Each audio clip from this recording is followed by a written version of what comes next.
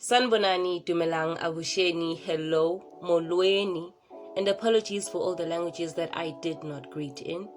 It's your girl, Miss Mpisi, in the house, in the building, in the place to be. Holla back, what's up?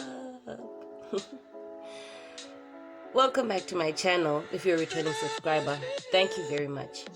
And if you're new here, then hi. I hope you like it enough to stay. And if you're returning but you're not a subscriber, then what do you mean? Please do the right thing. It's free, guys. So today we're on our way to Kwangolosi, which is in Enanda. We're going to facilitate a poetry and creative writing workshop at the Wushwini Pan-African Center. Yes. So I'm with Tando Fuze and Modise Sekote, and we're just going to massage the minds of the young people, to just give them a different perspective of poetry and give them an opportunity, hopefully, for them to show us what they can do and show us what they have. So look at those views, look at those views, look at the views in Chan, Amate Sintas, Nikalam. So let's go, guys. You'll see what we get up to. Oh, this is part of the Poetry Africa Festival. I'm sure you've noted that I've been part of that. I was working at the Poetry Africa Festival, and this part of it, I was the facilitator. So let's see. Now I'm a robot.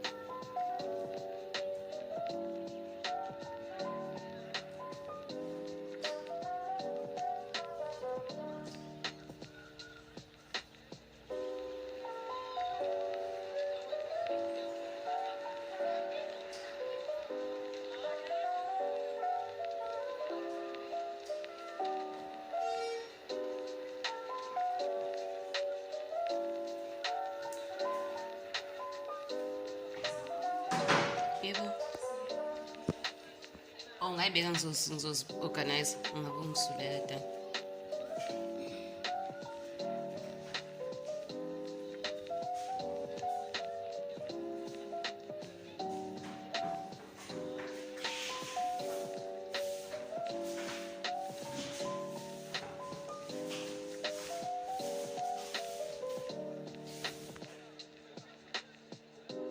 So I couldn't vlog the first part of the workshop because I was still hands-on. I was still facilitating the conversations that were happening and the different activities. So I didn't want to be distracted. And I wanted to do why I was there. I wanted to do my job before I do what I enjoy, which is vlogging. So I did manage to vlog the second part of the workshop though, and it was quite nice. It was very creative, very entertaining, and just enjoy, see for yourself. Our boats in silence, in search of our dying dreams, we know that time is flying, and that the earth is a dying bee. The forest that used to live here haunts the day and denies us sleep. Its roots revolved beneath us, pushing against the ground, pulling apart the street, tearing apart the tar. Hitting against our feet, we're standing on shaky ground. The pavement is not concrete, the settlers made a town and left us with nature's grief. We stumble about confounded and find we hardly breathe. The oxygen here was foul and our lungs have finally weakened. The polis is crumbling down and our fellows are caught beneath. The towers have fallen and crushed the many who tried to reach. The city has spoken of sounds that only a few can speak. Our fathers were fed to the ground, and our mothers will never sleep. We'll sing of a similar sun, while our brothers and sisters weep and remember the river that runs and arrives at our shattered dreams. Where there is no gold, only dust and dirt and debt. Where there is no light, only darkness and doom and death. But where we glow regardless, because no one can prove us dead. It's when our lives are hardest that our hearts will beat and zest, and when others do not hear us, that our art will speak the best. When our tongues are stung and our lungs have lost their breath, and our songs are sung by the bells that ring for change, will survive the guns and arise without the chains, for our lights will have won. For our souls are uncontained. We'll remember the sun and sing praise to a forest slain. We'll make amends with our young who'll plow the soils we paved. We will pay with our lives for our sons to never be slaves. We have braved the giants and have struck poverty in the vein. We tussled with hunger and prevailed against the suffering and pain. The city is seen as bigger, but our hearts are humongous. It could never swallow us whole, but survive our resilience. We have never sold our souls. We only shed them with existence. Our home is whole. We have built ourselves a village for pilgrims out in the cold. We have carved out a cocoon for vagabonds in the snow. We have shoveled out the monsoon for vagrants out in the wilderness, waving back from the moon. We just hope that all is in order, and the ships will sail back soon. The city is a place with no boundary or border, a million worlds in one, and one world in a million. The China talks to Somalia, and Rwanda roars in our minds. Uganda goes to Kenya, and Cairo tries to survive. A refugee camp with castles for the kings and queens of the Nile. Thank you. Was eating and playing and mumbling English songs, making up words as we went along, laughing at ourselves silly yet convinced that that was it. We were so determined to learn the language, we didn't realize we were starting to learn to hate our own. We went to multiracial schools, so determined to school us on how to lose ourselves to snobbery. It was funny when we'd hear one of our friends try to speak it with their fingers pressed on their noses, like it wasn't quite English if it didn't come from the nose. It was ridiculous. We were ridiculous. It was funny then, but not anymore. Not when we can't unlearn our contortioned tongues. Hard to swallow Adam's apple with a mouthful of mispronounced vernacular phrases, while the queen paces on our butts like dubstep. We easily conjoin mundane sentences in English, yet our own is lost like drool and ruled out like mules we followed just for the cool is cruel. Our blank stares are thrown at those hesitant like they are the lesser, judged on speech that they're dressed in grammar, but our languages suffer the embarrassment of children who fail to pass the test of tongue mother, a humble servant who has done her part in breastfeeding the young and woolly, born of fathers, proud of their heritage, who speak their language like it is music, and I, a proud Umzu, who hasn't written written prose or poems in her mother tongue soaked in the spit of the slave master's western eloquence shudder at the thought of how broken my English is, and I think of my grandmother and the story she told in perfect isiZulu, how it slid off her tongue like art when she recited our clan name praises or fuze. Omashiya mahlangathi azoshumayela, abaninzi ngokulilele omamdunane, abavele endlebeni yendlovu, omagalela goqo njengesongololo odlomo. Grateful for the teachings I bear them. Like a sacred cross on my backbone, the only bit I have truly preserved long enough to sit up straight with a bowed head, fearful of a woman who wasn't born into my clan but belonged by marriage, a bondage that led her to learn all there was about us and raised us like royalty.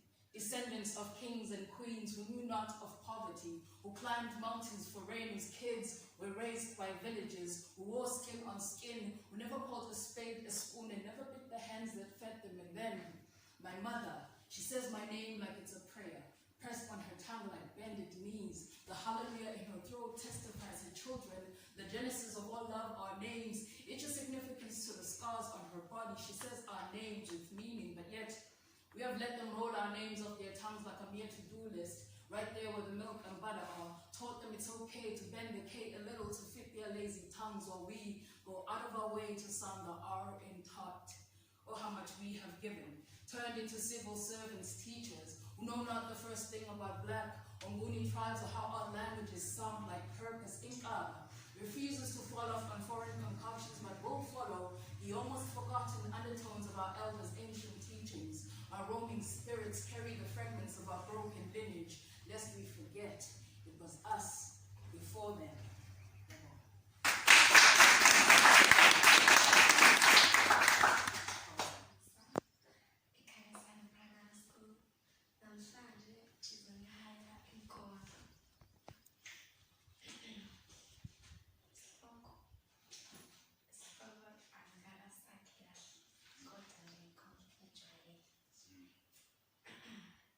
Ngiyazisa ngowafika nesikhali esajuqa umZulu, sajuqa umXhosa, sajuqa umpondo, sajuqa umVenda.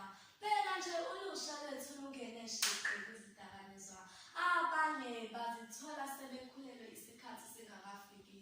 Abanye bayahlukunyezwa okunhlobonhlobo, ukushaywa, ukucwaswa nokunye. Kodwa basangabafowethu, basawodadewethu, asibathande, sibahloniphe, sibamukele, nabo bazizwe bethandiwe, behlonishwe, benakiwe, bemukelekile. Alibuye elabenguni, ivuke iAfrika.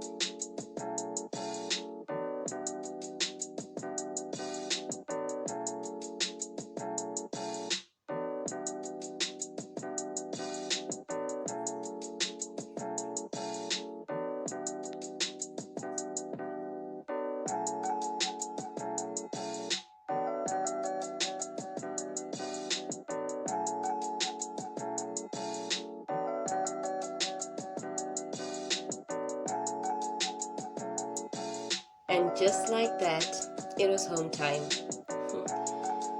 Yeah, I know. No, this festival went straight to my heart. I've been part of quite a few festivals. I thought the Durban International Film Festival was going to take the cup. But yeah, no festival went to my heart as much as the Poetry Africa Festival. Yeah, no, and it's beyond the poetry. It's beyond the position I got to play throughout the festival, or positions.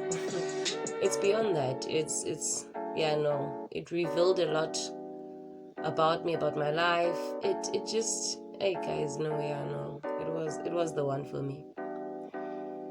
Yeah, thank you very much for watching. Please come back again so I can see you on the next one. We hope.